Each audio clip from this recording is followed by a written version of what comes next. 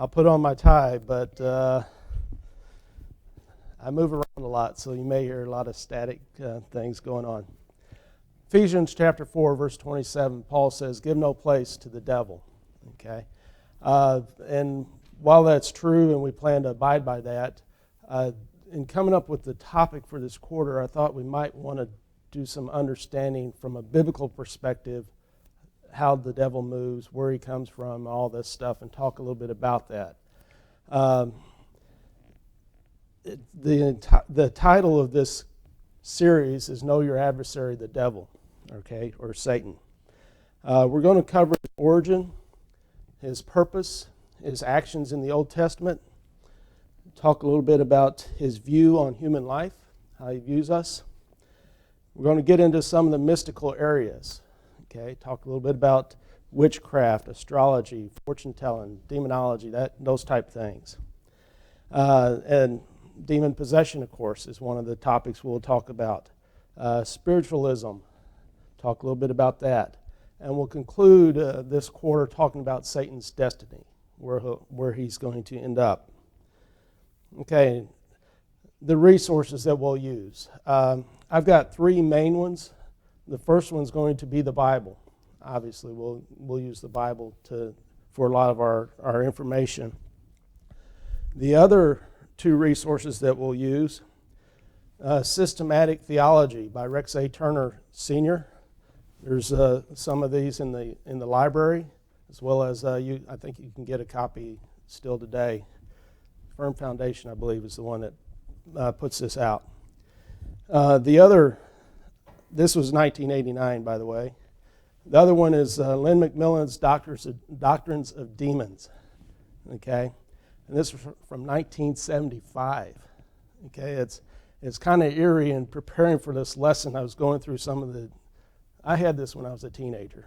Okay, 1975, I was 16. 16.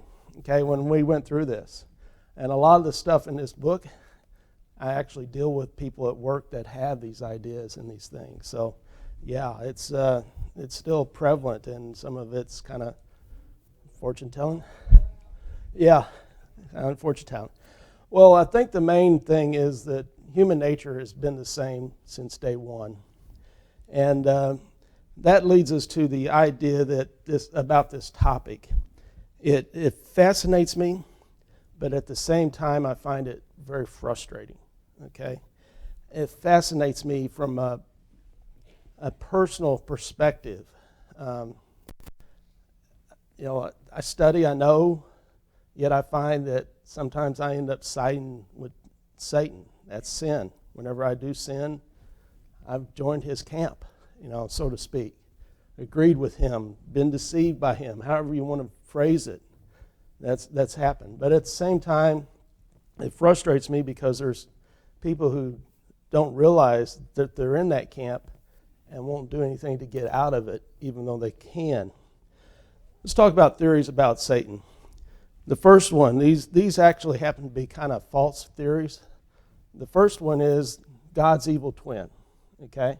In other words, that Satan is just as powerful, just as all-knowing, all-present, everywhere. He's just like God, except rather than being good, he's evil. Okay? Yeah, he's anti-God, but the idea is that he can do just as much as God can. He can be just as powerful as God can be. And the only difference is Satan works evil, God does good. That's false. We'll talk about that in a few minutes as we get through this lesson. The other idea is on the opposite extreme, that Satan is just a concept, an idea. He doesn't really exist. He's the evil guy that sits on your shoulder and the good guy that sits on your shoulder, that they're battling inside you. It's just a mindset. You decide to do evil, that's Satan. Okay, it doesn't really exist. It's just a choice that we make. That's not true either. Okay, and we'll talk about that as we move on. I guess one of the things that it's always been around is around when I was in high school. It's gotten a little bit more prevalent today, is the idea that worshiping him brings benefits. Okay, I'm 57 years old. All right, I've seen a lot of people who've sided with Satan in doing things, okay? Living the lifestyle, if you will, the ideas of freedom and so forth that they bring. I've, since these days, 41 years ago, and now, people that I know that have gone through that lifestyle, drugs, alcohol, promiscuous sexual relations, all those type of things. As I look back on people that were my age, that engaged in those when we were young, okay? I see what their lives are like. Some of them are dead now. Some of them are in prison. And one guy in high school, one guy new in high school, he's about 40, I think. He fell in the river and drowned because he was drunk. Okay. Worshiping Satan doesn't bring benefits. In fact, it brings the opposite, because Satan's intentions are to destroy us, okay? Destroy people, destroy mankind. Satan's purpose. There's two verses that actually bring this out to us. There's several verses in the Bible, but the first one is looking at John chapter 8, verses 42 through 45. This is a discourse that Jesus is having with the Jewish leaders at the time, talking about Abraham and God being Jesus' father and so forth. And Jesus makes the statement that you're like your father, the devil. Okay? He says your father was a murderer and a liar from the beginning. If you think back on the time that we first encountered this guy named Satan, the devil, it's in the Garden of Eden. He told Eve, God won't kill you if you eat that fruit. You won't surely die. She ate the fruit. Adam ate the fruit. And from then on, you begin reading about the chronological order of man. Okay? Adam lived so many years. He died. Lamech lived so many years. He died. Doesn't get you very long until you're into Genesis chapter 6, when the world is completely evil. And God wipes it out by flood, saving only 8 guys, 8 people. Okay? Satan is a liar. That's chapter 3 of Genesis. You turn over to chapter 4, what do you have happen there? Cain brings his offering to God. He doesn't offer it the way God asked him to. Abel brings his offering to God. He offers it the way God asked him to. Abel is respected because he followed God's will. Cain's offering is rejected. Cain is filled with anger. He rises up and kills his brother. Okay? He murders his brother. So you have the murderer and the liar from the beginning. Okay? Creation. Yes? In the Garden of Eden? I think so. I don't think they fully grasped the concept, but I knew they knew that it was a separation from God. Definitely they did after they ate the fruit. And then the next one is 1 Peter chapter 5, verse 8, where it's described, Satan is described as a roaring lion, walking about, seeking whom he may devour. Okay? He wants to kill, destroy mankind.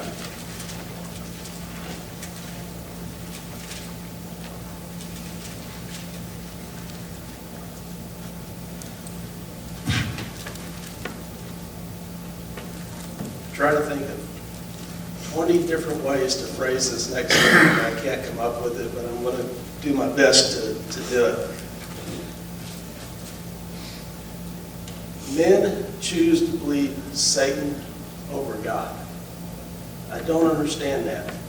Yet, at the same time, there's times in my life when that's happened. Okay? We choose to believe Satan over God. We'll actually, in the next point, get to read Rex introduction. He talks a little bit about that. But let's use a New Testament example. The temptations in Matthew chapter. Yes, Andy.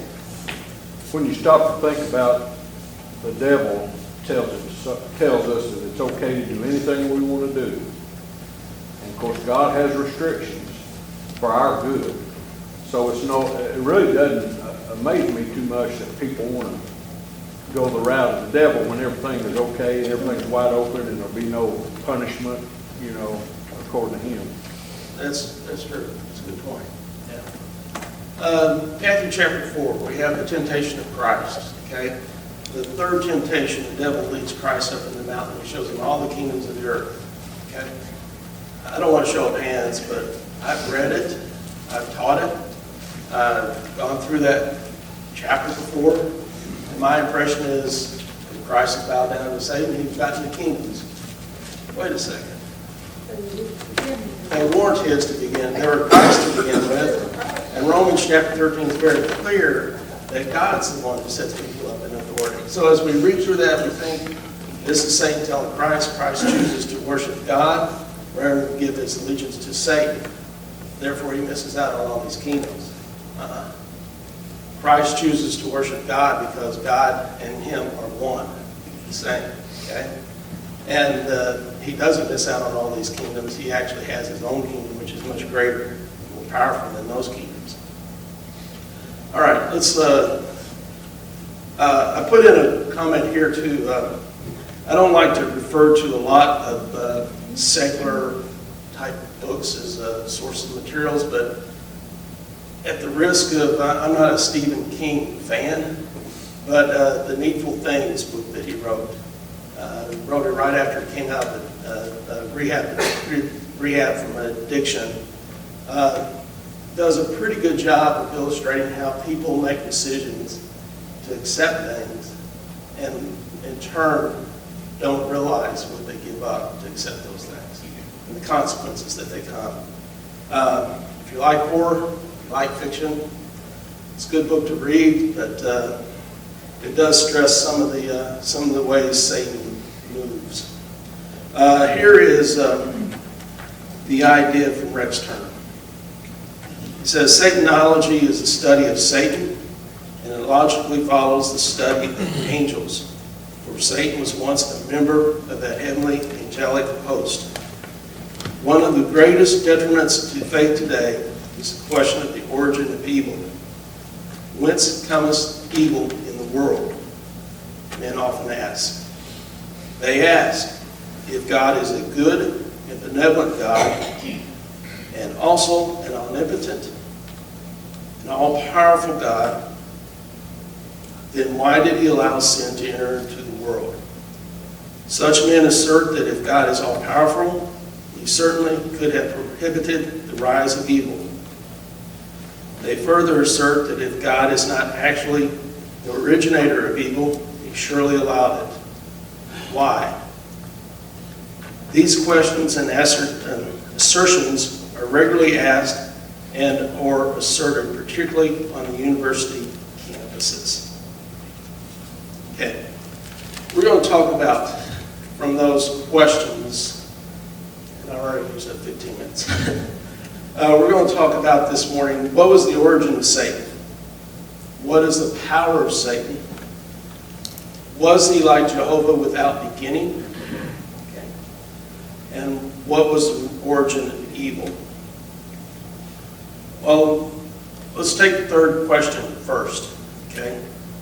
Was he like Jehovah without beginning? Was Satan like Jehovah without beginning? No. Okay.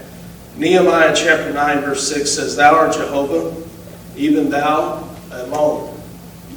Thou hast made heaven, the heavens of heaven, with all their host, the earth and all things that are thereon.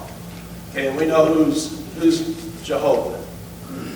Who is Jehovah? God. Okay? The Father, the Son, the Holy Spirit. Okay, and at this point in time when Nehemiah wrote, the Son was called the Word. Okay? Colossians chapter 1, verses 15 through 17. Christ is the image of the invisible God, the firstborn of all creation. For in him were all things created, in the heavens and upon the earth, things visible, things invisible. Whether thrones or dominions or principalities or powers, All things have been created through him and unto him, and he is before all things, and in him all things consist. Okay, these scriptures. There's a few others we could go through.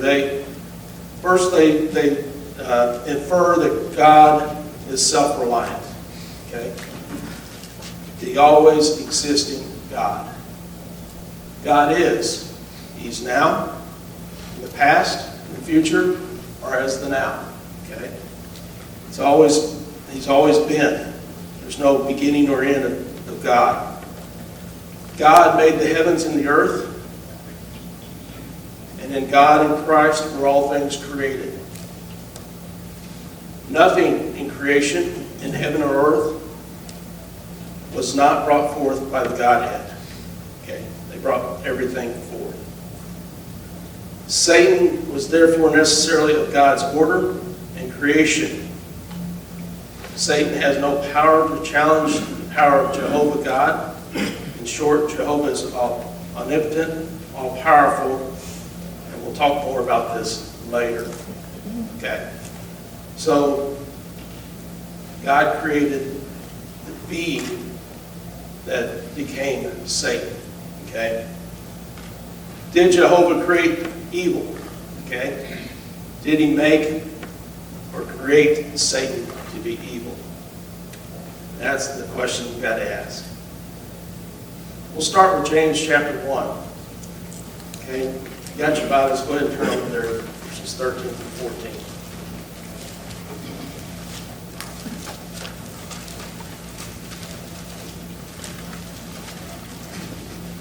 We'll talk about the nature of God, particularly as it relates to evil.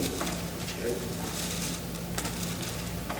James 1, verses 13 through 14 says, "Let no man say when he is tempted, I am tempted of God. For God cannot be tempted with evil, and he himself tempteth no man. But each man is tempted when he is drawn away of his own lust and enticed." Habakkuk chapter 1, verse 13 says, thine eyes are, thou that are purer eyes than to behold evil, and that cannot look on perverseness. Okay, that's God. Isaiah 6, 1 through 3. Holy, holy, holy is Jehovah of hosts. The whole earth is full of his glory. 1 John chapter 1, verse 5. And this is the message which we have heard from him and announce unto you, that God is light, and in him is no darkness at all. How about Hebrews 6, verse 18? For it is impossible for God to lie. Okay? Satan's not mentioned in any of those verses. Why are you bringing those up now? Because when we generally get into the idea of Satan being created, what's the first thing we run to? God created Satan. God made evil. Okay? These verses teach us that God doesn't tolerate evil. He's not, well, that's a bad statement. That God doesn't behold or look upon evil. That's not part of his nature. God did not create evil. God is not the originator of evil. God cannot be tempted with evil. God doesn't tempt any man with evil. God is perfect and absolutely holy and righteous. God is light, and in him is no darkness. The passage we didn't look at was 1 Peter chapter 1, verses 15 through 16, where it mentioned holy, because God is holy.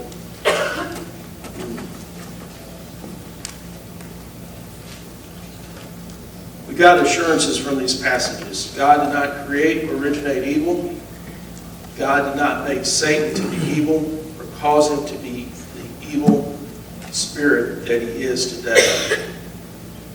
Now, there are some passages in the Bible that link God with the term evil. Okay? You find this in Isaiah chapter 45, verses 6 through 7, Amos chapter 3, verse 6. But In all those passages, the evil there refers to a judgment that's coming, or punishment that's coming, correction that's coming, that from God. It doesn't refer to the criminal or moral evil that exists with Satan. Okay, we're talking about Satan. Okay. Next question. How then do we account for the evidence of Satan and the prevalence of sin if God did not make it? How do we account for it? Yeah.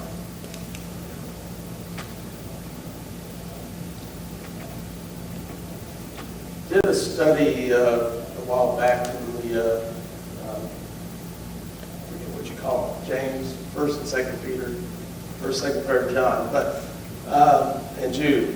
But it kind of opened my eyes a little bit in terms of this idea of the angelic host. I haven't really done a lot of study into angels beforehand, but you know, that's the idea here. God created angels, okay? Angels were created similar to man. The only difference between angels and man is where the angels reside. They're below man.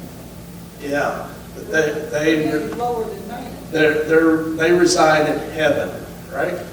Okay? They still have the same attributes that we have in terms of the ability to choose to do good or evil, or do wrong. Moral free choice is, I think, the term we use. Okay? The only real big difference between them is the fleshly body. Okay? Where they're located in the fleshly body. But angels are, we'll talk more about them in just a minute. But the answer lies in the fact that God created a host of angels, and they were created as free moral agents with the capability to sin, and some did sin. And we know that from the scriptures. We'll start with Ephesians chapter 3, verses 14 through 15, where Paul's writing to the Ephesians. He refers to God's family, the family that's in heaven and the family that's here on earth. Okay? Family. Angels are spirit beings that do not possess physical characteristics of mankind, in other words, flesh and blood. But we know from Colossians chapter 1, verses 15 through 17, which we read earlier, that all things were created by Christ. Okay? So Christ created angels. Okay? Satan was one of those that was created back then. Actually, let's cut to the chase, get down a little bit later. Isaiah chapter 14 refers to him as Lucifer, the day star. Okay? The day star. Job chapter 38, verses 4 through 7. You remember the situation of Job? We'll actually do a little bit more of this next week when we talk about Satan's actions in the Old Testament. Okay, but Satan inflicted Job. God allowed him to cause afflictions on Job. Okay, and you read through the first couple of chapters of Job, and you find the pain and suffering that this man is enduring. Okay, and then I guess for the next 30-something chapters, you have a discourse between Job and his three friends. Okay, and Job makes some statements, his friends make some statements, and then God comes on the scene and he answers him, starting in verse 38, or excuse me, chapter 38. Excuse me. Just turn my head. And one of the things that he brings out is that the angels were there, verses 4 through 7, chapter 38. He asked Job, where were you when I laid the foundations of the world? Okay? When the host of heaven shouted for joy. Okay. I don't know when the angels were created.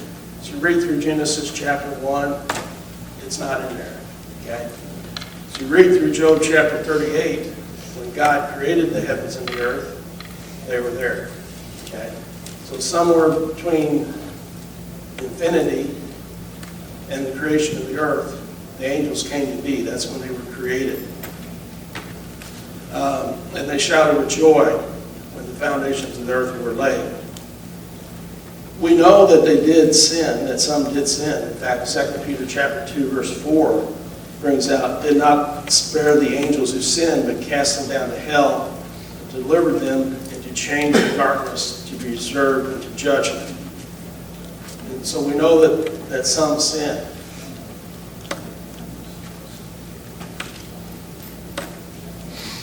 I think I left some things out of my notes, but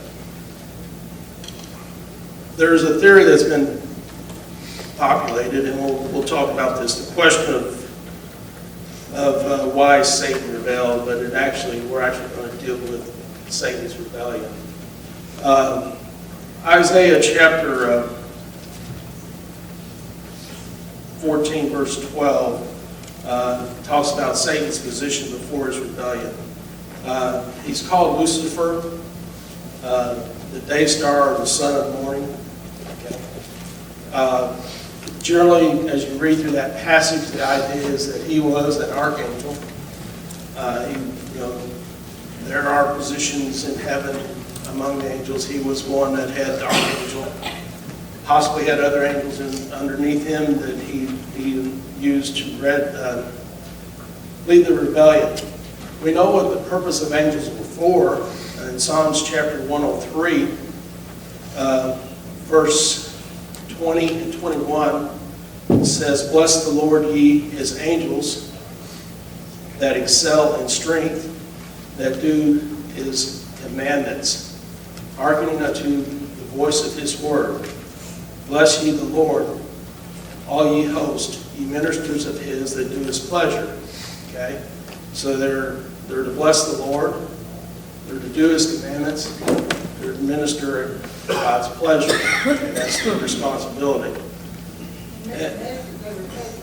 They were messengers. That's one of the deeds that they were commanded. We know from 2 Peter chapter 2, verse 4, that some didn't do that. God spared not the angels when they sinned, but cast them down to hell and committed them to the pits of darkness to be reserved unto judgment. Okay?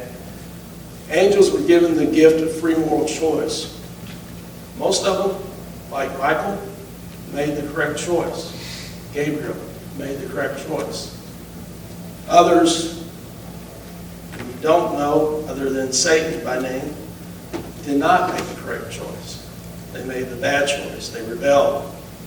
And Satan was one that did not do they did not make the correct choice. I guess the idea behind Satan's sin was his pride. And you find this when Paul's giving commandment to Timothy about the appointment of elders. In chapter 3, verse 6 of 1 Timothy, he says that don't appoint a novice, okay, lest he be lifted up with pride and fall into the same condemnation as the devil. Okay, so evidently from that passage, Satan was lifted up with pride, and that was the reason for his rebellion and his fall. We don't have to just speculate and guess and say, okay, I think that's the reason. Let's open up our Bibles to Isaiah chapter 14. We're going to talk a little bit about, we may not, oh boy.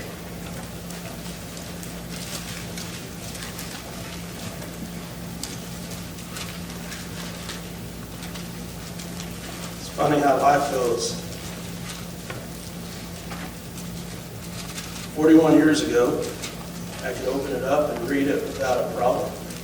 I couldn't see you guys. Now I can open it up. Might be able to find it without my glasses. Can't read it.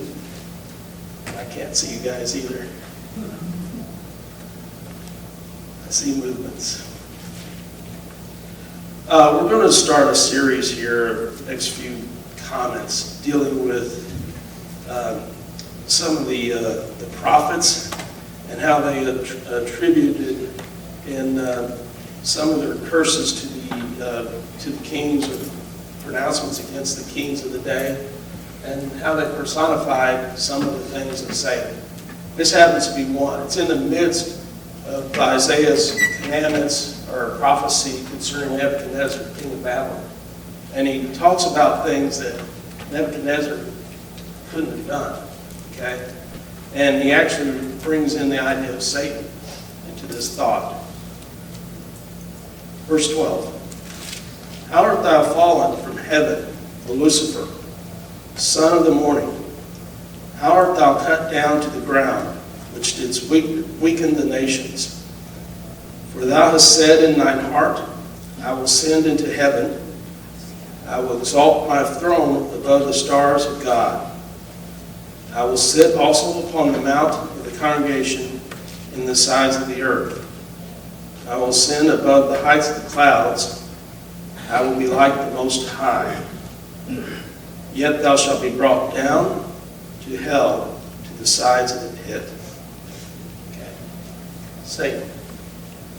Ezekiel, in chapter 28, pronounces a proclamation against the king of Tyre.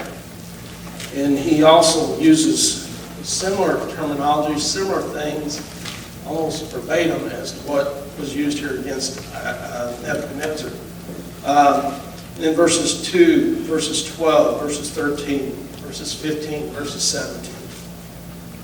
John, in Revelation chapter 9, verse 1, talks about this star that was fallen from heaven. It's Roberts, J.W. Roberts, in his commentary on Revelation, says, referring to this as an evil force whose action is tolerated or permitted in God's overruling providence. The demonic creatures loosed from the abyss are not willed by God, but he permits their ravage because he can overrule their actions for the good of his creation, while at the same time their evil influences become the seed of destruction of evil. Christ in Luke chapter 10, verse 18 says, Behold, I saw Satan as lightning fall from heaven.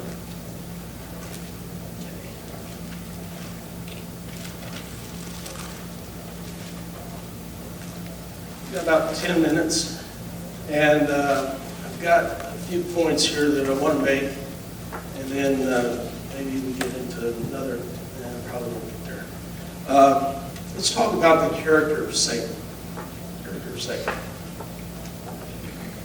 There's over 40 names in the Bible that refer to Satan, but 3 are most prominent.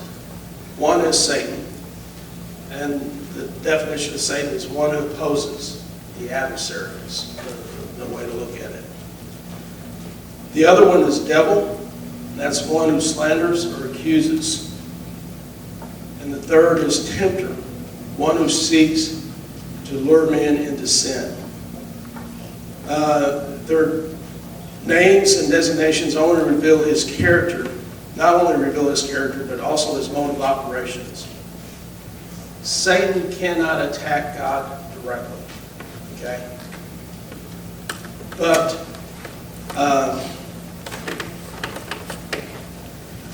lost my point. Thus he employs various methods to attack men. Okay, he cannot attack God directly. Satan has great power, but it's definitely limited in scope. And Satan and his angels are finite creatures. They have no power outside the realm of their free moral agency. Let's talk about Satan, okay? He has great knowledge, but he's not omniscient. Doesn't know everything. He brought about the death of Christ, thinking that he had won, but instead established God's plan, right, for redemption of mankind. Okay. Satan has vast power, but he's not omnipotent. And this third point is one to just think about in your minds, okay? He's got a wide area of circulation, but he's not everywhere, okay?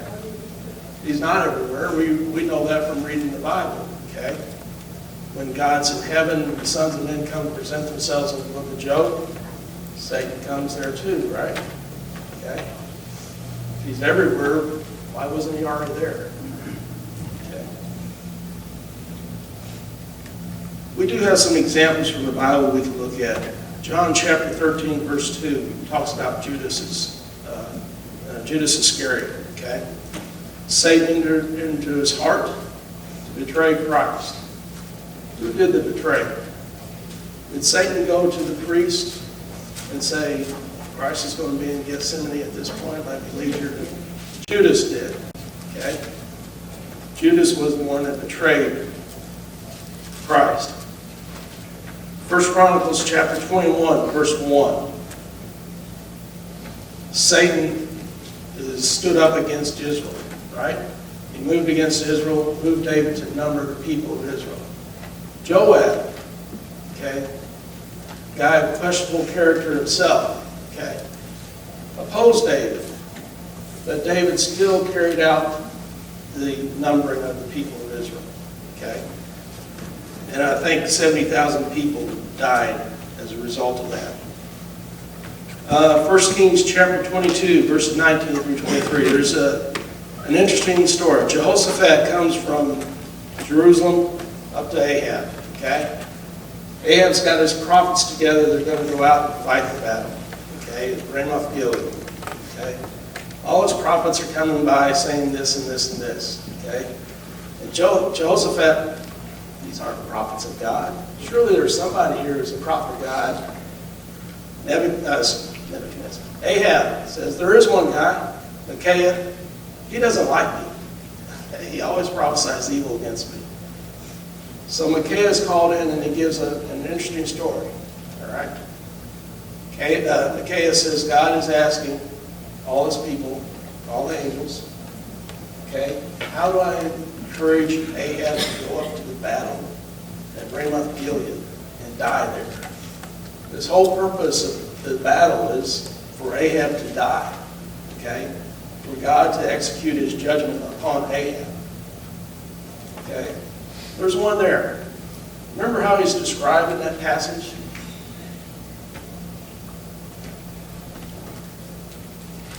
It's called a lying spirit. He says, I'll go. God says, how will you persuade Ahab to go? He'll say, I'll be a lying spirit in all his prophets. I'll go down there and tell him he's going to win the battle. Going up. God says, you will prevail. Go. Okay? Who's that lying spirit? Satan. Satan. Okay? He convinces the prophets, they lie to Ahab. Ahab goes up. Not only does Ahab get killed, Jehoshaphat gets killed as well in that battle.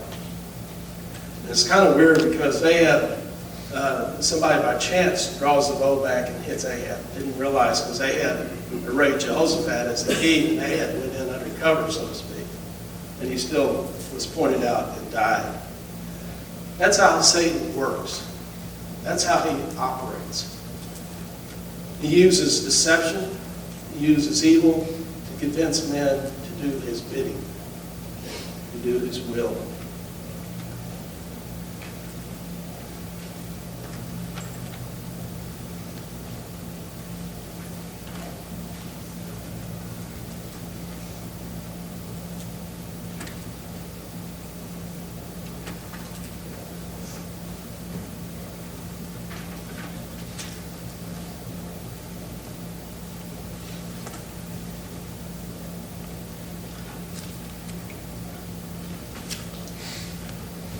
Probably should have covered this earlier, but there is this passage or section in Rex's book about the question of why God did not create angels so that they could sin. And this is the question: if God is all righteous and all powerful, did he not create angels so that they could not sin? And he says the answer lies in the fact that God created angels in his own image and thus as free moral agents. Angels were created as ministering spirits sent forth to do service for the sake of them that shall inherit salvation. That's from Hebrews chapter 1, verse 14. We talked about Job 38, verses 4 through 7. It says, when creating angels in his image, God necessarily created them as intelligent, free moral agents. In fact, God could not create angels in his own image and after his own nature without their being free moral agents. They had to have that attribute of his. Okay? That is to say that angels had the freedom of choice, freedom to fear and serve God, and the freedom to refuse to fear and serve God. Without intellect and freedom of absolute choice, angels could not be holy as God is holy. In the absence of free will coupled with responsibility, there can be no true holiness.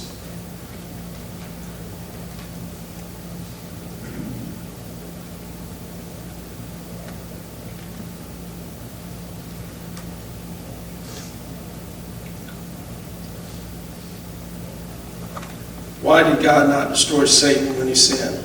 Why let Satan continue to exist and influence others to sin? The answer here lies in God's nature, his eternal nature, which he has passed on to angels as well as to men. For there will never be a time when the spirits or angels, the evil as well as the good, will cease to exist. Once we're created in God's image, we get the eternal nature of God. Okay? So we have a beginning, but we don't have an end. The only question is where that end will be spent. The eternity will be spent. The same is true with angels. It's kind of an interesting study to look at. I believe it's 1 Peter chapter 1, no, 2 Peter chapter 2, maybe chapter 1 and 2, where it deals with the fact that there's a plan of salvation available to man, but the angels had no such plan of redemption. Okay? Those who sin, those who rebel, they're reserved in chains for eternal destruction.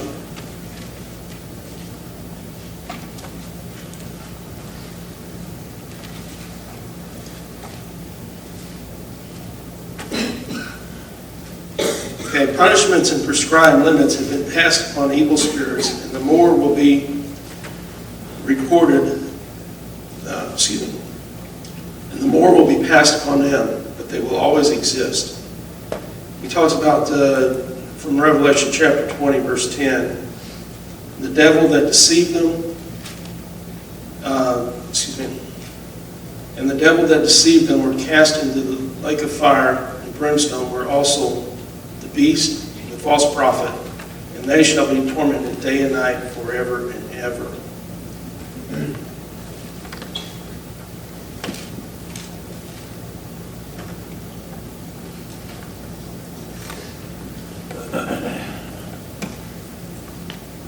I don't really have time to get into the next topic, which is the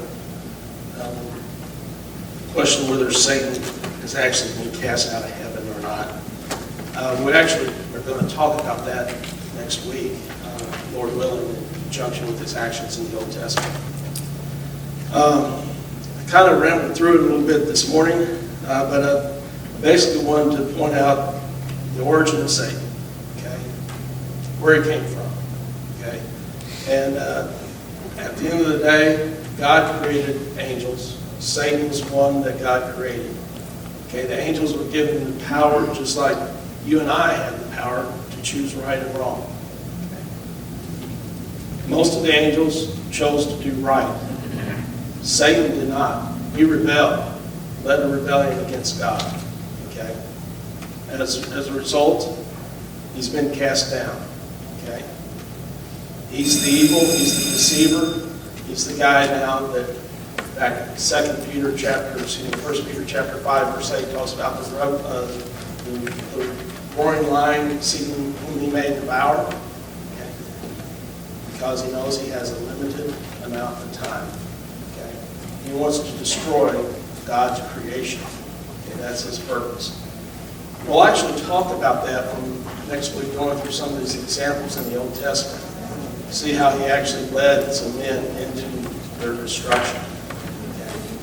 Then we'll get into some of the more topics that people really want to, talk about witchcraft, fortune telling, and a few more ways.